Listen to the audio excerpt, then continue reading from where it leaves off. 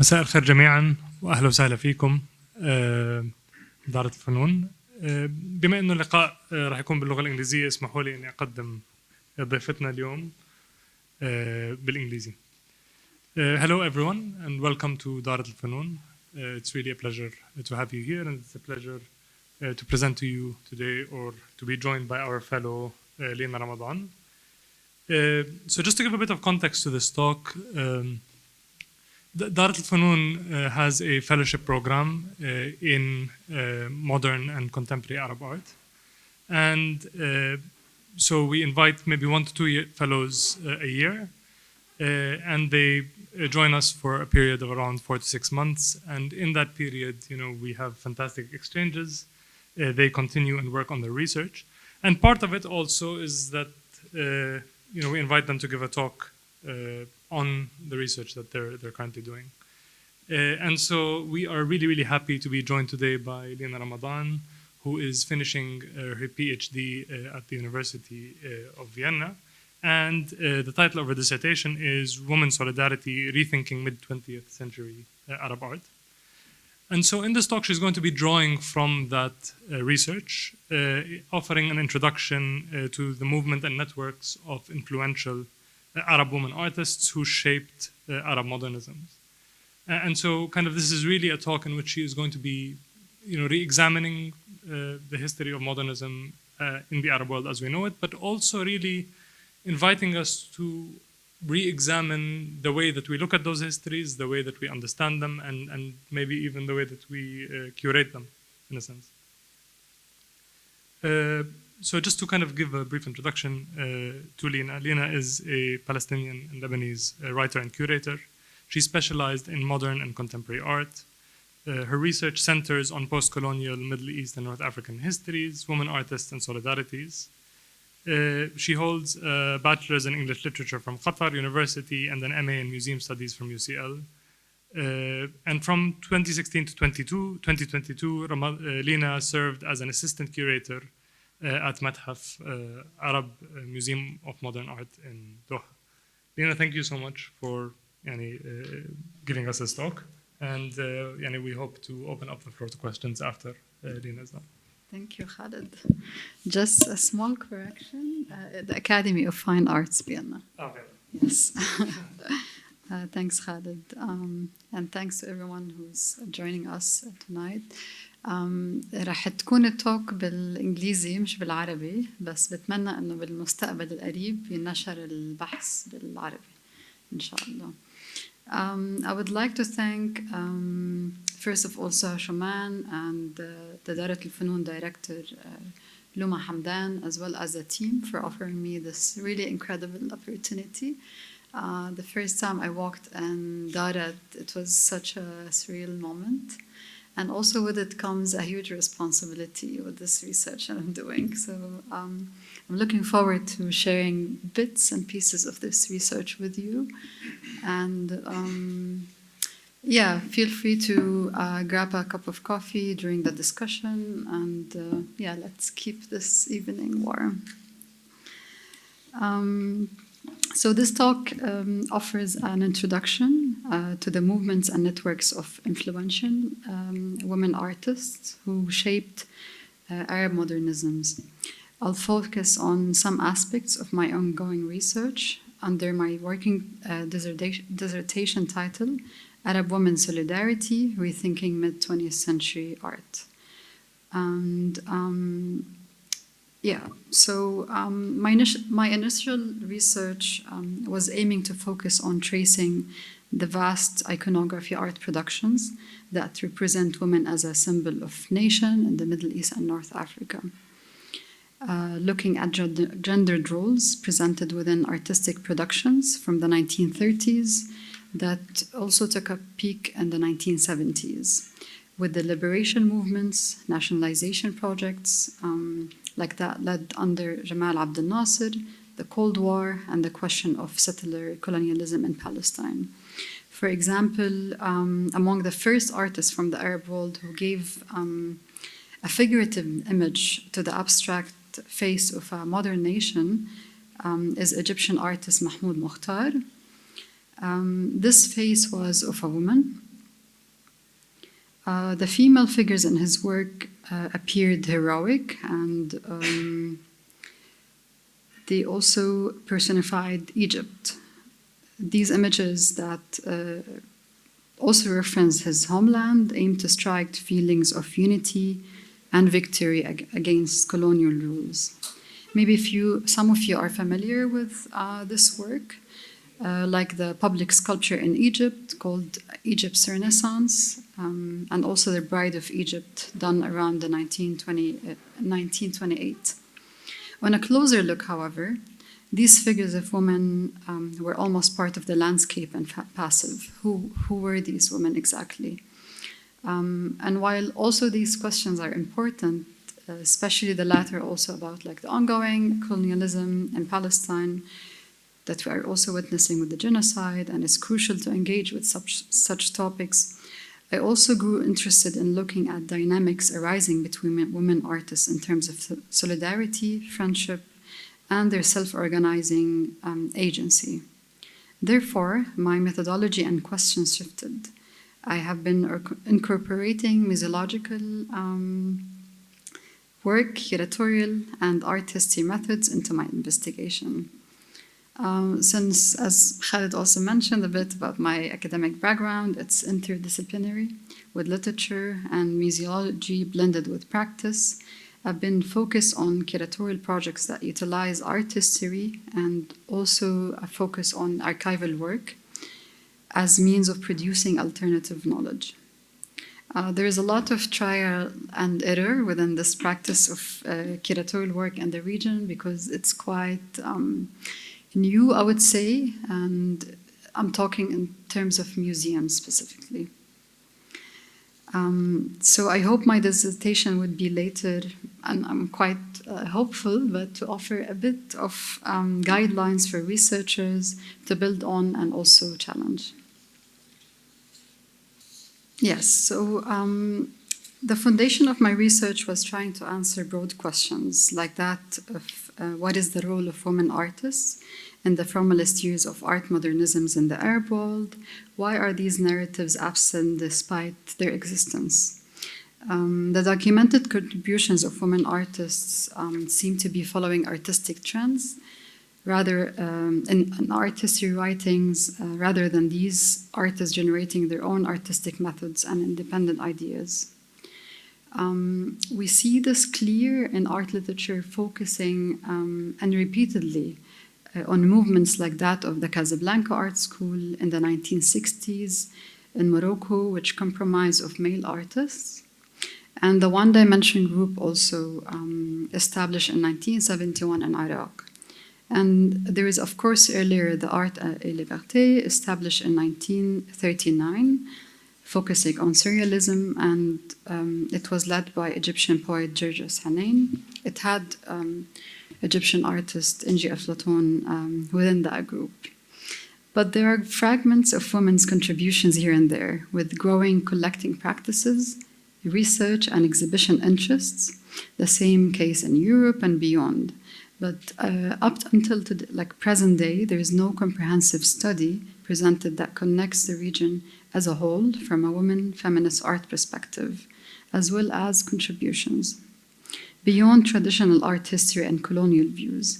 My aim is to initiate entry points, including from existing and brilliant figures. There has been really extraordinary work done by Salwa al-Miqdadi, Annika Linson, Nadia Radwan, Sylvia Naif, Nada Shabbout, Kristen Scheid, Christine Khouri, and Rasha Salti, to name a few, that have created really a great ground for research.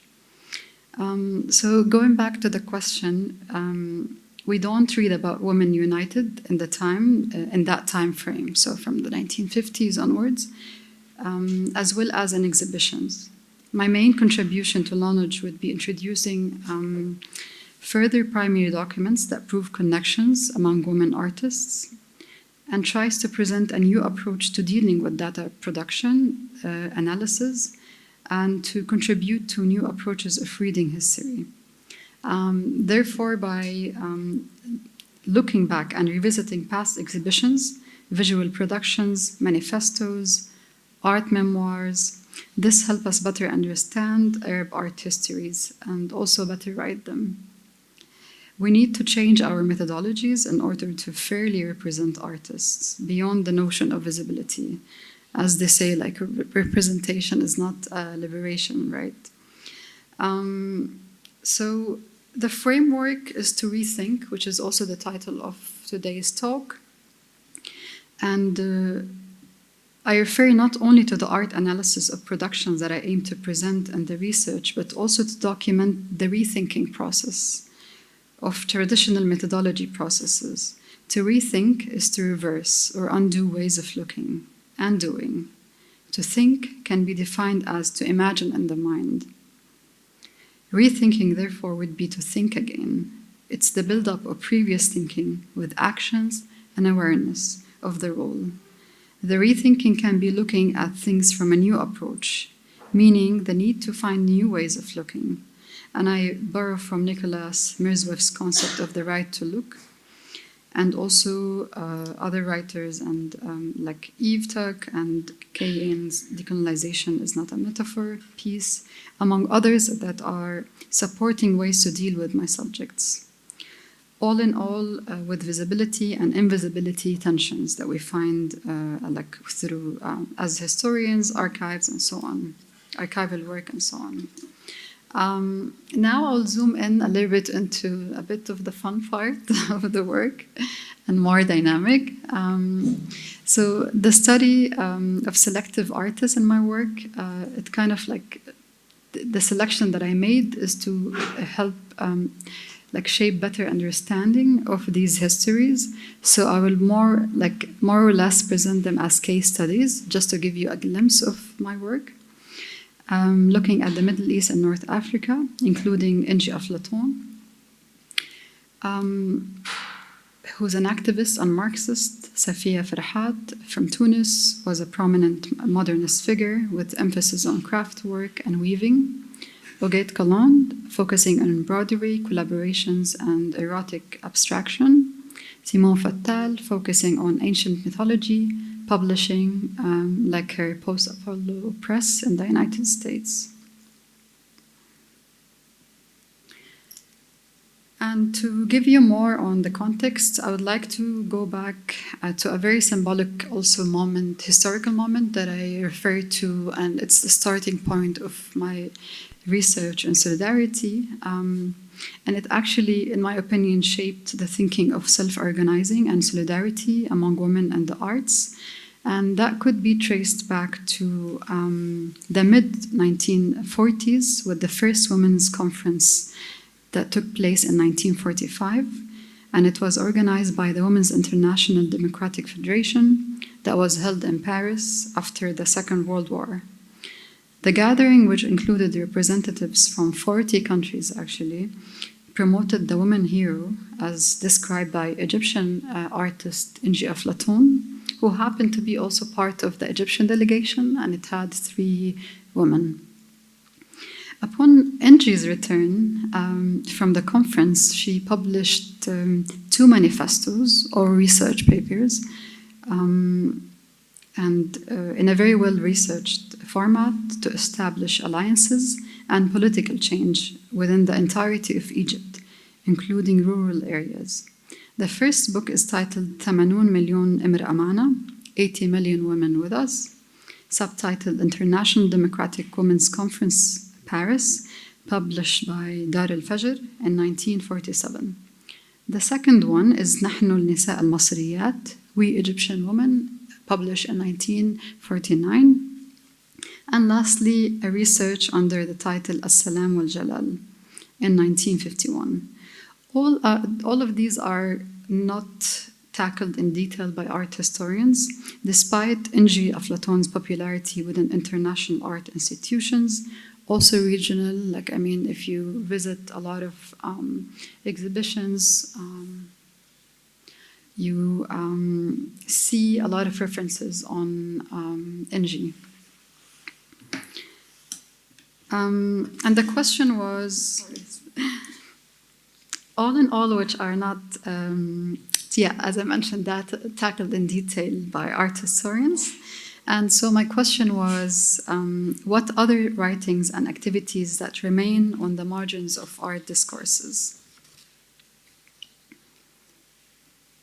And just to also give you, because I mentioned that these are not tackled in detail, so I want to go briefly in detail on what Inji's work was doing within these writings.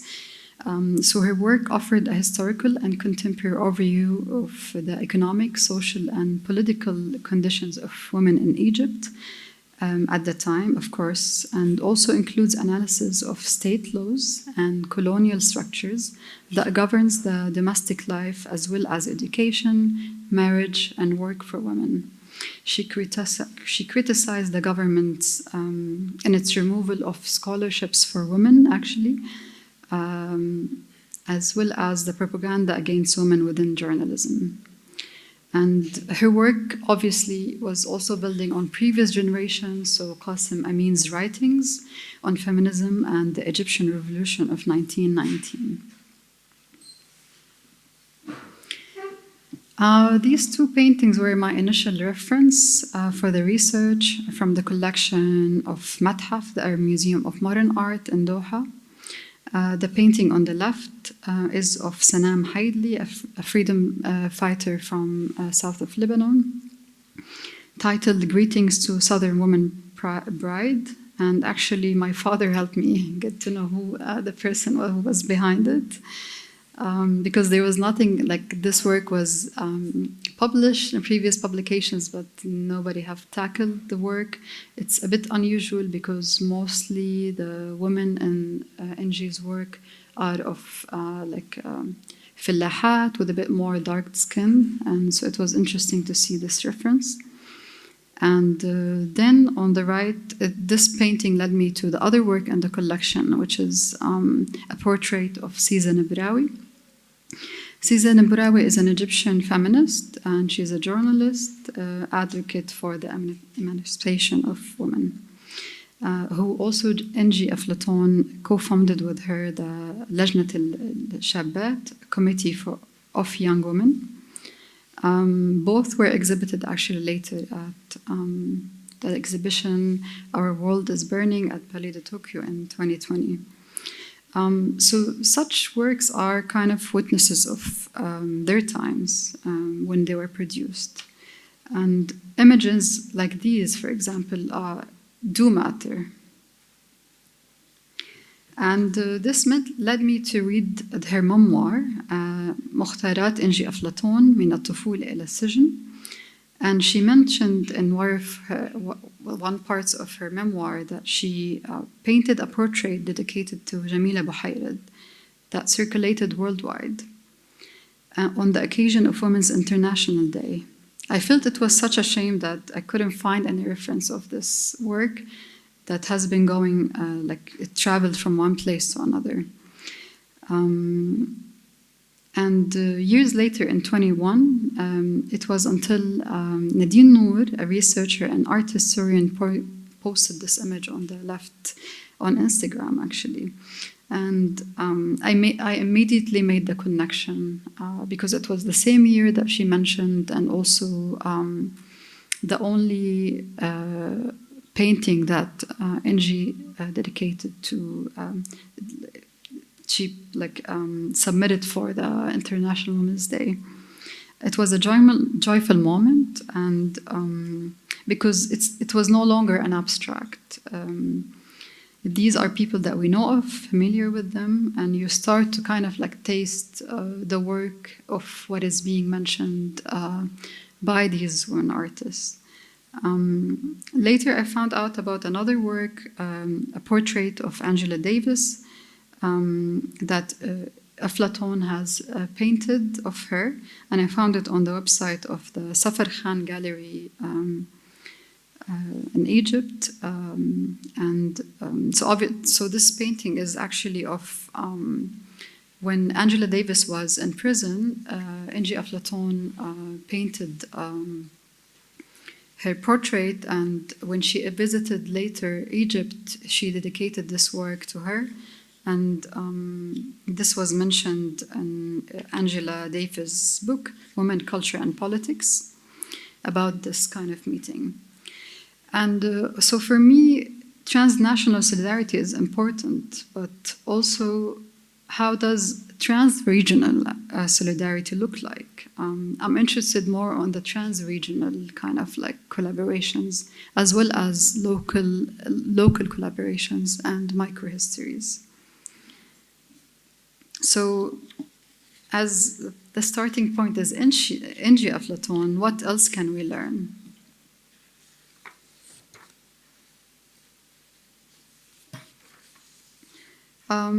So part of my study is also looking at Palestinian artist Tamam al-Akhal, who was hoping to meet also during my fellowship, who was also active in the 1950s during her studies in Cairo, where she met her husband Ismail Shammoud. Al-Akhal is part of the first exiled generation who helped in expanding the geography of artist solidarity outside physical borders. In her work, she often uses symbols depicting Palestinian brides, female farmers, and caregivers, all employed to form a collective consciousness. To my surprise, I followed the pattern and started to look outside of paintings as well. And I found out about her memoir titled The Heart Paints, What the Hand Perceives, the biography of Tamam al-Akhal and Ismail Shammoud. Although the title is a bit problematic, I know Ismail Shammoud is quite key within Palestinian art and also history, but I find it also like, it's important to kind of focus on Tamam, because when I looked at her memoir, it was really fascinating because she speaks a lot about her technical way of producing paintings, looking at forms, color, and I thought that was really interesting. And there's also so much documentation about exhibitions that she organized and women and people that she met. And I found that was really crucial to look at also women artists' memoirs and writings, because they tell history in a very kind of different way. And Tamam is also, along with the list of exhibitions that she mentions and documents in her work, she was also leading the PLO's cultural office with Ismail Shammoud and Mona Saudi. So this is something important, as much as Tamam's work has been like, presenting some kind of, let's say, state feminism or like ways of looking at things. But I feel like it's also important to document these first and also critique and find ways to look at them, which is really key. So on solidarity, I propose that there is a solidarity, and this term connotes to artists who lived through colonial and independent times, including nationalist projects, transnationalism, and through the feeling connected with the suffering and injustices implied on others. In general, solidarity or solidarities are defined by researchers from different positions. Some attempt to define its meaning by breaking it down to identity, race, or class empathy. It's applied and by a development of consciousness, acts of resistance as well. Bell Hooks, for example, views solidarity as a form of sisterhood where women work together on the same revolutionary front, who share familiar values and on sexism, rights, and also class, but also aware of the level of oppression experienced by individuals and women of color. She refers to sisterhood as a political solidarity. It is the bonding over a political unity instead of victimization. It is bonding with and for strangers. There are, of course, other scholars who write on this, and I'm mostly in my last stage looking at Arabic texts as well because it's key. Solidarity is also questioned and critiqued. It's something that keeps redefined, and also it has an economic contribution. In the Arab world, there is a gap in artists' critical narration of these daily practices of bonding and political consciousness from the mid-20th century. So moving to aesthetics and modernity, in the context of MENA, this gap of worthiness, who's included in history? is too visible and is less written about. The dominating structures of tracing the histories don't only lack stories mostly they focus on majority groups, but even when they address them and address these narratives, they are not regarded as central events to the making of modernity, but merely touch upon them as products of modernization or trends. There are so many exhibitions, but no long-term value. And I think the greatest exhibition produced so far was Forces of Change by Salo Miqdadi, but that was in the early 1990s. Sara Ahmed refers to the non-performative concept, which means creating an evidence of doing something is not the same as doing something. She says those who try to give problems names become the problem. And I see this a lot with what I was also discussing with Khaled the other day about the problem with looking at quota and number of artists. Sometimes that means nothing. It's quite a Western also contrast of looking at that. And also going in terms of aesthetics and the functionality of visual art and medium, because there is a lot of art historians have been looking and defining about what Arab art is, what is actually, how can we look and what can we define a painting that is Arab, what is Islamic art. We have Nada Shabout, Afif Bahansi, Jabra Ibrahim Jabra, and others who write about this, the value of art. What is genius?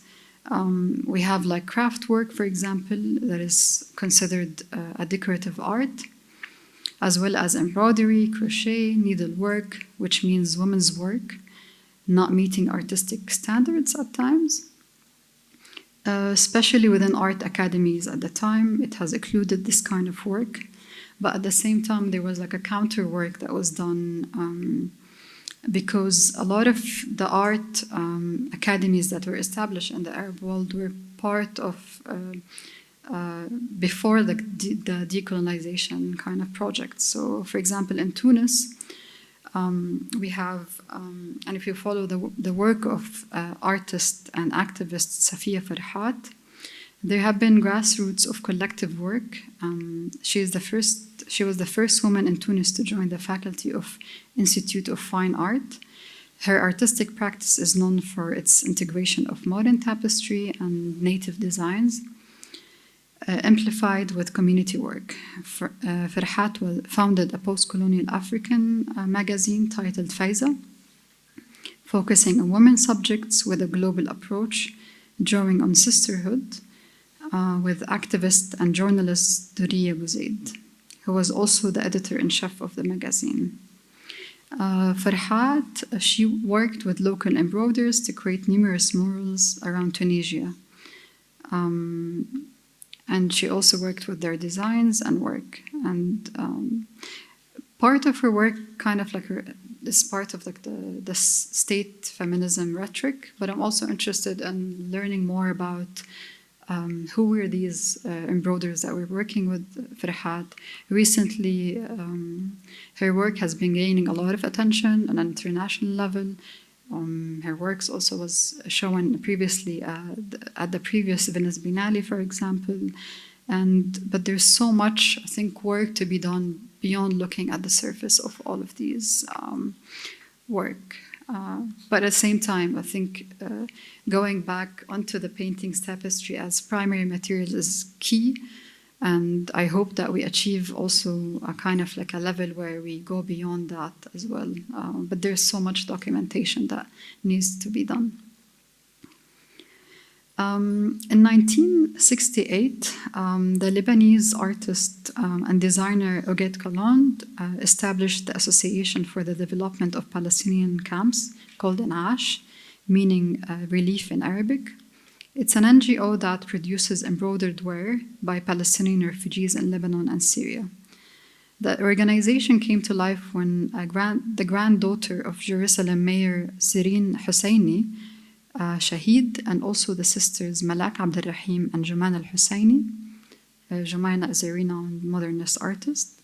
They joined the organization and worked with the embroiders.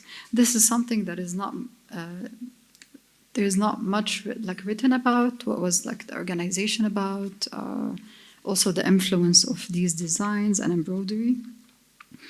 And so in 2022, I went to Lebanon for a research visit, and I interviewed the daughter of the artist Brigitte Galland, who's also an artist, to speak about Oget's role. And Brigitte told me that we don't consider this work of much importance, and I also understand that there is less mention of her establishment with a focus study on this, part of in exhibitions and catalogs, but this is something that also part of her visual production. Oget, she produces dresses that incorporated these designs into her own work. So I'm kind of interested in such kind of parallel history, and also the visual motives that exist also beyond all of these things that happen in parallel to the production.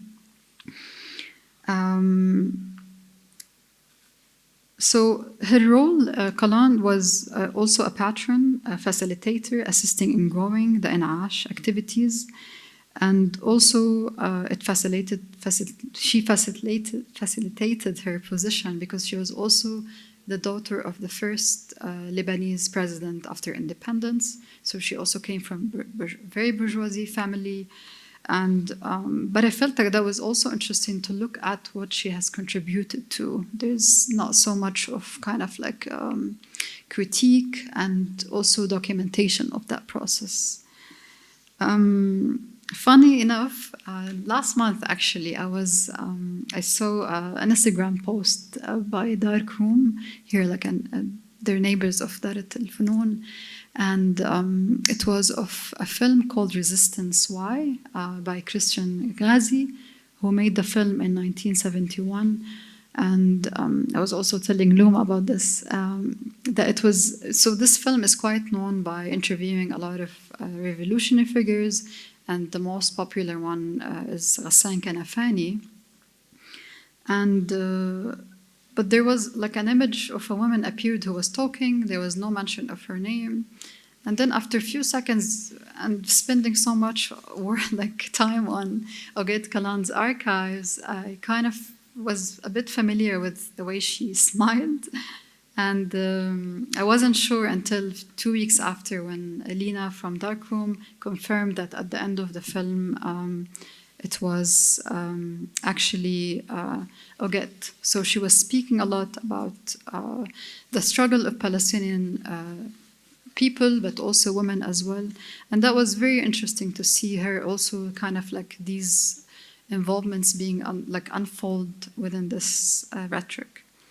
I don't know if it's a coincidence or not. And of course, I don't do the research based on coincidence, but there's also these clues that unfold through time, and we look, and sometimes we're not looking, something appears as well.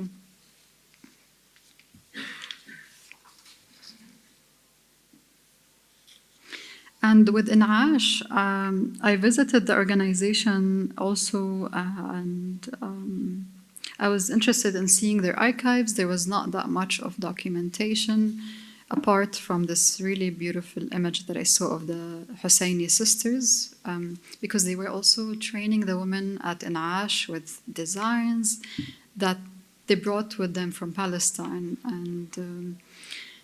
And why I'm looking at this organization, I feel like it's also key because they also commission women artists. So we have this work, for example, by Samia Halabi, and it's called Dancing Squares, Moving Circles, that is being part of exhibitions as well.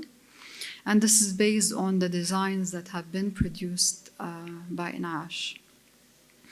And there is another work, this is a portrait of Samia Halabi, and there is another work also produced and commissioned by In'ash, which is by Mona Hatoum, and it's titled 12 Windows, and they actually follow the research designs of Malak al-Husseini. And the work consists of large embroidered panels, 100 by 100 each, representing 12 Palestinian villages and the divided regions as they stand today. And so, and they were presented also through the colors. So also these visually are also part of, this work was exhibited in Tate Modern, but they're also are being now part of museum collections as well. So it's kind of like contributes to the history of visual culture as well in the region. And this is a painting actually by Tamam al-Akhal. This is another organization in Lebanon of embroidery, and I found it really interesting to see also a bit of a closer view of what's happening in these spaces as well. Here we have images of men, women kind of working, and it kind of changed my way also to look at the very, like most of Tamam al-Akhal's paintings who speak about villages, women, you have symbolism, but then this is something that kind of like almost stands as a documentation of the work that was being produced. And in Lebanon, I was interested in checking the archives of other artists. The daughter of artist Salwa Sh'air, Hala Sh'air, was generous to open her museum and archives for me. I was actually not expecting to find much in her work. Sh'air is a sculptor. She's interested in forms, physics, Islamic abstraction, and geometry. But within the archives, I learned that Sh'air's sister, Anisa Najjar, was a feminist and also ran a craft workshop called Jam'iyat al-Nisa al-Usra and helped out women with Salwa helped women with documentation, designs, and crafts. This is a part that is less known about Salwa Sh'air. As a figure who's supporting society and actually doing work in that manner, because she always refused to be called a feminist. But at the same time, it was interesting to also see her architectural, like vast models of using mud to help, like how her village, which is Ras al Matan, function. So she was kind of creating these models how for a village can be self-sufficient and also sustainable. Then I came back after 22 and 23 last year in October. Hala offered me, and she was very generous, to come work before the museum opened, to work on the archives, and it kind of allowed me more time to sit with the materials. Sh'air was well-traveled, articulate, and she has written a lot about Islamic art and philosophy. Perhaps the most well-known piece by Sh'air is the translated letter by Kristen Scheid titled How the Arab Understood Visual Art. And it was meant to be a private letter to literary critic Musa Sliman, but then it was published later in 1951 in Majallat al-Abhath. And I feel this is really key because when we teach also like Arab modern art, there's a lot of references to artists, their manifestos, but I feel, and it's been proven that also the writings of Sh'air has been quite interesting to make us also think about what does image making mean, and also decolonize ways of writing about art. And that was like in the 1950s, which is really crucial. But also in the archives, I found out piles and piles of writings by the artist. Almost a collection of 80 years of documentation, letters that she has written to world leaders and also like also in the region, Saddam Hussein, Jamal Abdel Nasser, and architects, artists. She was really active and she was keen to kind of create a difference. And this is kind of like an example of the research that I was doing. And there was a lot of travel visits that she has done in Baghdad, in Cairo, in Paris. And she met a lot of people and she documented all of the people that she encountered and that she kept also friendships with. So this is part of the work I'm doing also, like to kind of look at all of archives in general and kind of zoom in where things kind of like appear. And this has actually led me to one of the findings, which was really interesting. I saw this image in the middle and also the image on the right, which is of the Ashtar gate. And it was interesting because I saw in one of the boxes Salwa Rawda, who said, "I'm not a feminist," with the photo in the middle, which included Moroccan artist Shaibiya Talal, Naziha Salim, among others who were part of an invitation by the General Federation of Iraqi Women, which is part of like a Ba'ath group that kind of was funding a lot of cultural visits and collaborations. And it was very crucial because, and I'm not trying to kind of create this parallel history of male artists that we see gathering together. This is not my intention, but my intention is to kind of like start to kind of like connect these things together. So with the discovery of such image, also it brings questions. What were the kind of like, why they came together, what the discussions that were taking place, what happened before, what happened after. And this requires a lot of time, but it was quite key to also bring this document to the surface. This is some of the archives I found out. And this is also like a letter. She was asking Talal Sliman that she wanted like a map of this. So she was really active in that sense. This is a photo, and I saw this. So this is the one on the right is Salwa Shair, and the one on the left appeared in many photographs. And I couldn't find much about the figure. I had to conclude my research visit a bit early last October because of the situation, but I kept looking later of any references.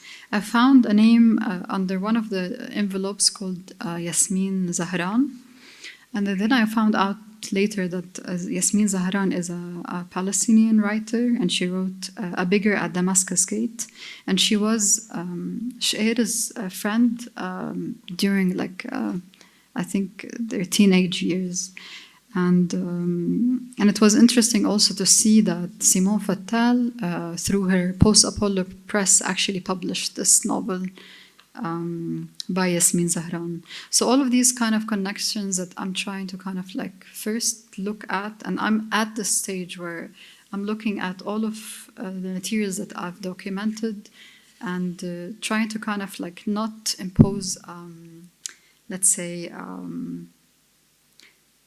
a direction, but kind of like look at things as they are and produce a discussion. In terms of data collection, and I'm also approaching the end of my presentation or talk, so for the data collection, I employed mixed media methods to obtain data, which is also grounded by grounded theory, and the mixed methods allow flexibility.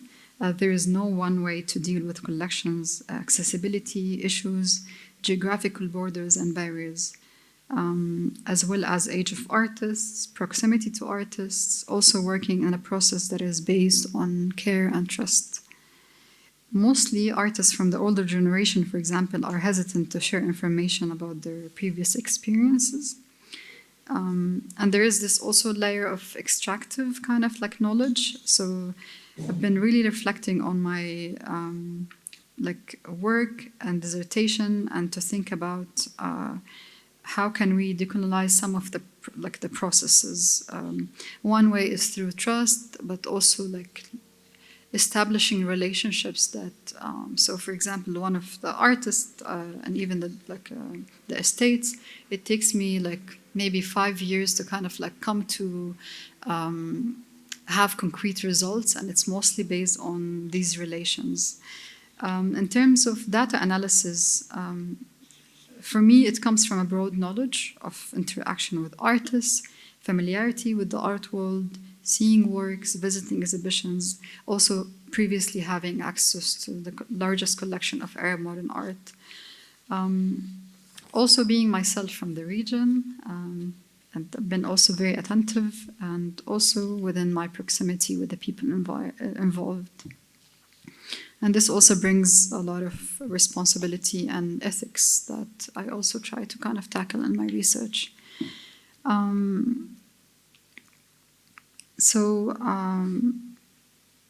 And with the data collection in general, it involves the organization of artworks, locating collections, identifying art estates, galleries, and also utilizing network, which is key.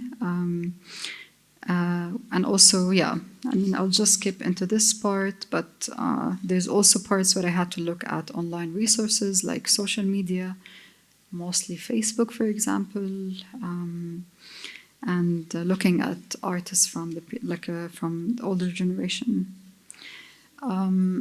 This is part of like the other least fun part is also like documenting and doing a lot of categorization of materials. This is an expert from the Salwa Dash and something that I helped Hala with documenting. And I will not go into the other artists that I'm working on, but I just want to mention that I also, at this stage at Dara الفنون, I'm looking further at Iraqi and Jordanian artists. So I'm conducting, hopefully within this residency, further work on women artists from these two countries. And of course, the work of Soha Shuman, Dara الفنون, and also with the previous work with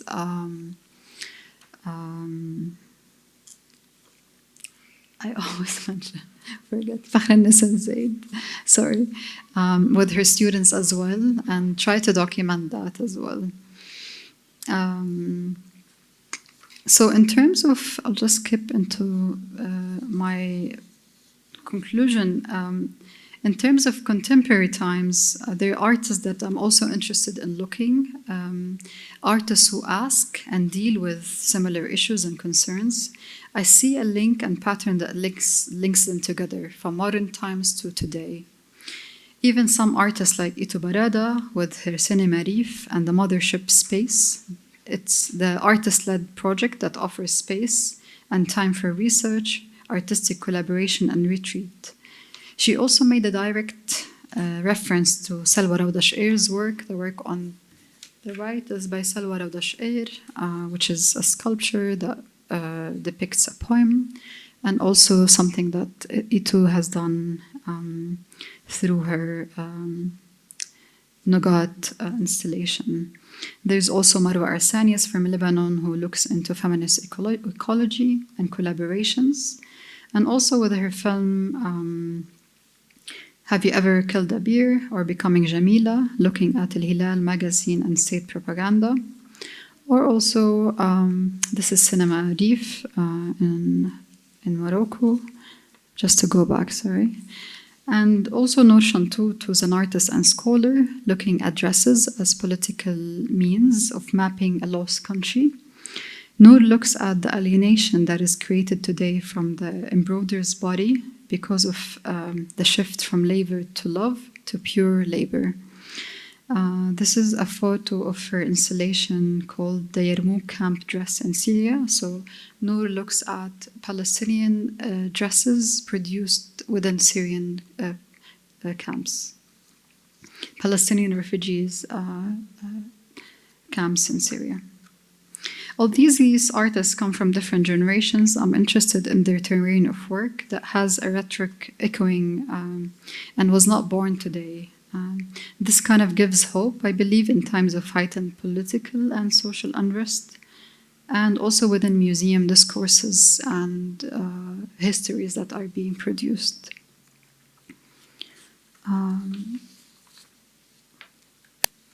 I mentioned the work that I hope to do at Darat, and I've been actually doing, and also I want to thank Darat's team, who has been giving a lot of access to the archives and materials, and I look forward to building on that.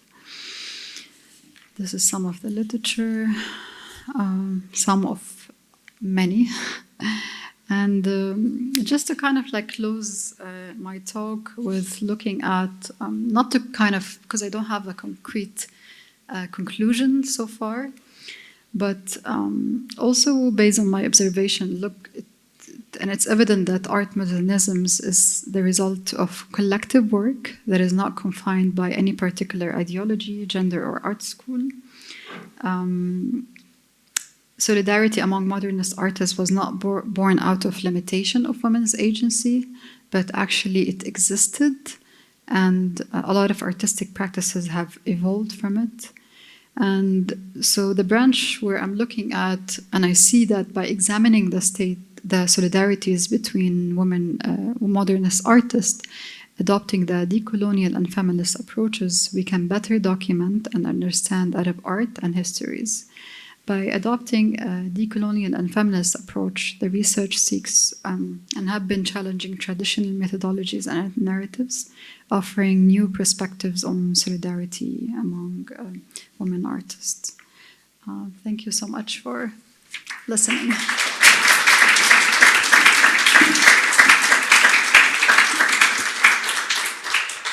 Thank you very much, Lina. I think it's best actually that we open the floor for questions. If anyone wants to. Okay, in that case, I think I'll go first.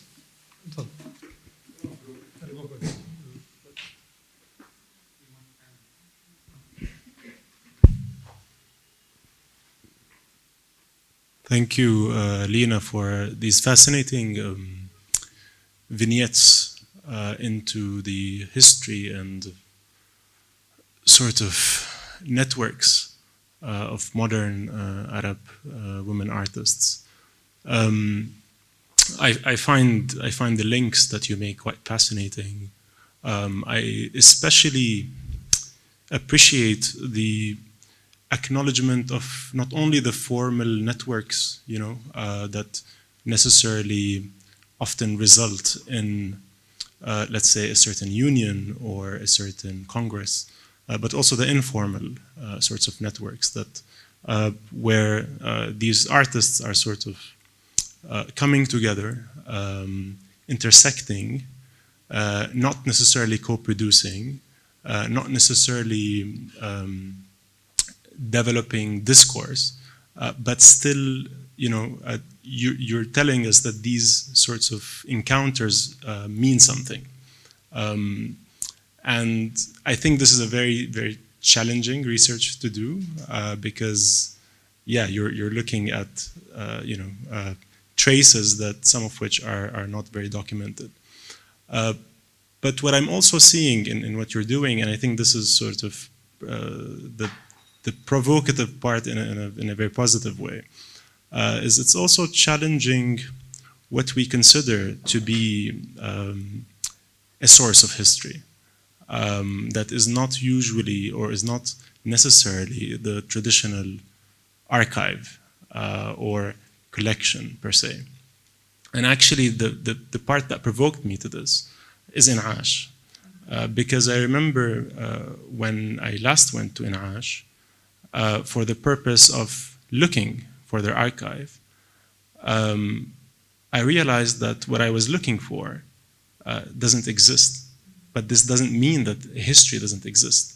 So instead of a documentary archive, an archive of papers, they had all these little embroidery tests or motifs, or I don't know what you call samples, that are stored in, a great amount of cabinets. We're talking about thousands of such samples that are produced by the refugee women, mostly in collaboration with women artists, some of which you mentioned. And actually it messes with you because you're looking for something as a researcher, as a historian, someone trained to look for one kind of material, but then you encounter a very different kind of source of history. And I think, this to me is this aspect of your research is quite fascinating. And I'd love to hear from you if, you were often surprised when, you were looking for something, but then you're actually encountering a very different kind of source altogether. And so this is just, a question for you to maybe tell us more about your process altogether. I'm also wondering, sorry for taking much time, but I'm also wondering about how do you, because this is a dissertation work and I understand it's a work in progress, I'm wondering, how are you tackling this challenge between reducing, I'm sure you don't want to reduce this to biographical narrative, right? That you want to produce a sort of greater story about the history of modern Arab art through a feminist reading. So I'm just wondering how your plan or intend to deal with that challenge of going out of the biographical, at the same time not, overlooking these very micro histories that actually matter and are part of the story. So 2 questions, a bit different. Feel free to address them or. Thank you, Nadi. And it was really lovely also to attend your talk the other day. It's been really informative. So I appreciate your comment on this. To answer your first question, at the beginning, I was encountering this a lot when I was looking for something, because I'm also somehow within this practice as cultural practitioners, we're to an extent used to certain work methods. We expect to look at the painting and then archives, And sometimes, and most of the times, archives surprise us. They refuse to look at you or refuse to kind of give you something, almost as this breathing thing. And maybe it's a romantic way to look at it, or also challenge, because we're also not used to kind of we kind of have we look for evidence and we expect certain kind of expectations within that. For example, the artist Simon Fattal, there's so much written about Etel, but there's also not so much written about Etel, and that's also something else. But in my dissertation, I'm focusing mostly on Simon Fattal because I was really fascinated by her publishing house and also getting to know about her work and why it came to being. The post-Apollo Press actually came to being, and it was Simone offering a place for a draft which is written by Etel Adnan, Sit Mary Rose, and it was a birthday gift that she offered to have this manuscript published, And after that is history, and we know the numerous publications by the initiative of Simone. So this is something is interesting also that I was not expecting to see. With the work, the archives of Salwa Rawda also, it was almost the statement, I'm not a feminist, but then you see, and you see numerous work, because she also dealt with textile, she designed even objects and so on, but then that was also part that was really surprising. And I remember actually the reason why I entered, that I made the shift from visual art, from literature to visual art, was an exhibition that I saw at Tate Modern of Salwa Rawda. It was a trip to just immerse ourselves with literature connections, visit Shakespeare's Globe. But then it was interesting and actually lovely to see an image of an Arab artist circulated in posters and the metro. So when we went to see the exhibition, it was great and it left an impact. Of course, the poster that was circulated, that was a bit problematic because it had a woman who was wearing hijab, and it was not the portrait of the artist, it was of her sister, Anisa. So it shows you also, of course, it's a marvelous and an important exhibition.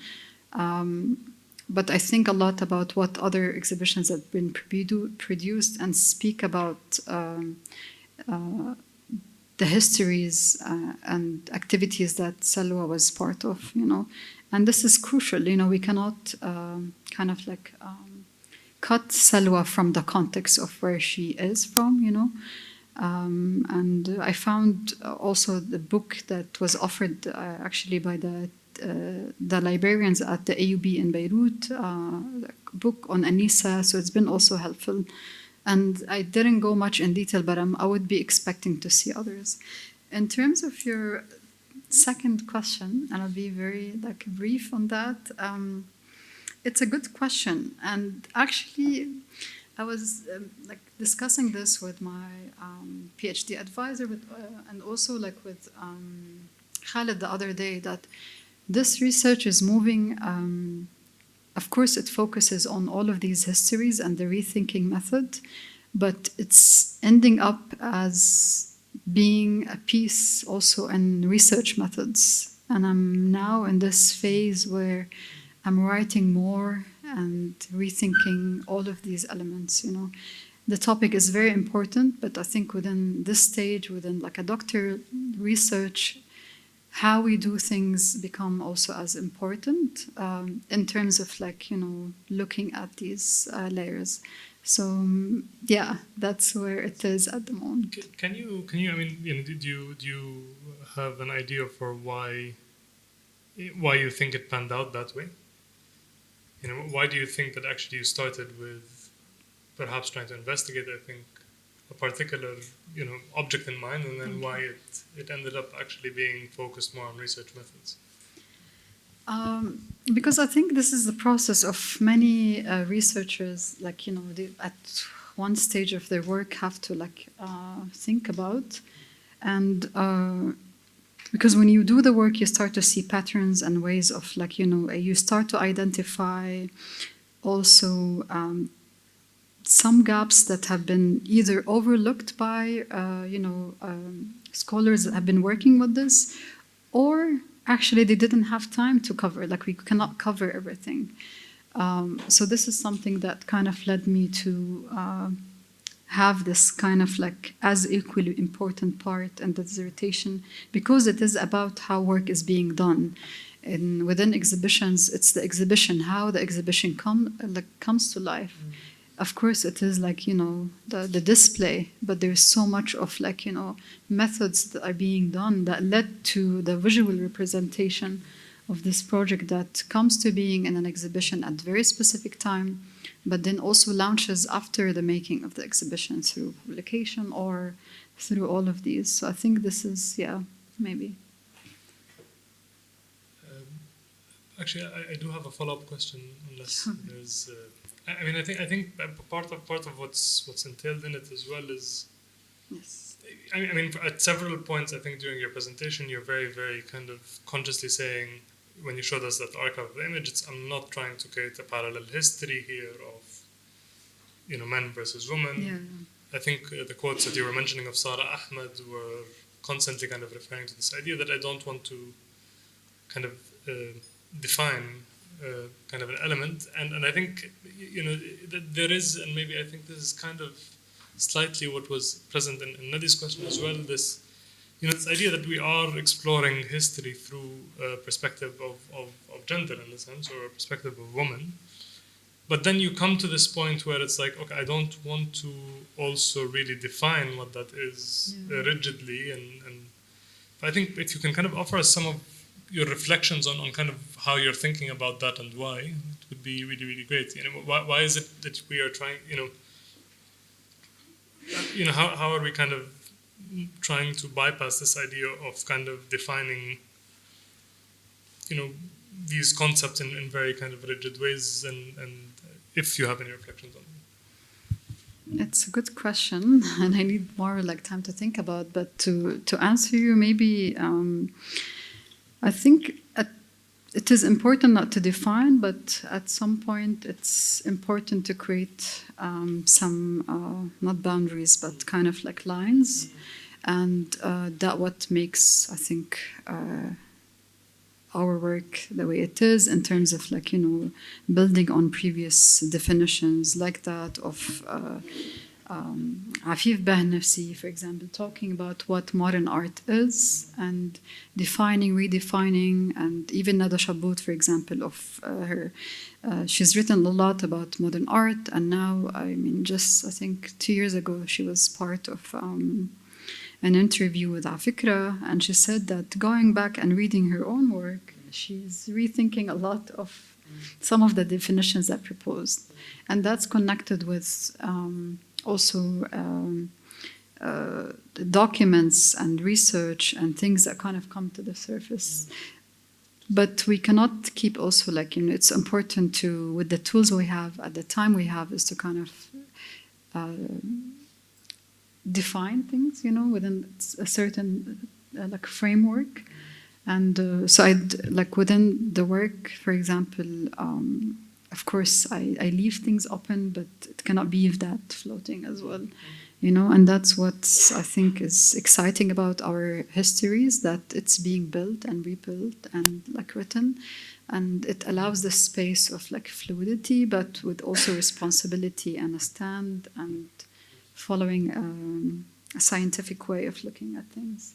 I don't know if I answer your question, but that's a brilliant answer, and I think it kind of it's I think interesting in the sense that I think even if you take it to, because I know that there's a curatorial dimension to this as well. When you take it to a gallery space, it, these assemblages also allow us to, I think, reflect on histories and from those different dimensions. This is a really, really interesting response.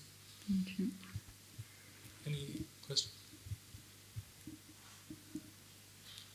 I think we can end Great. there. This was fantastic. Thank you so much, Lina. Thank you. Thanks for everyone.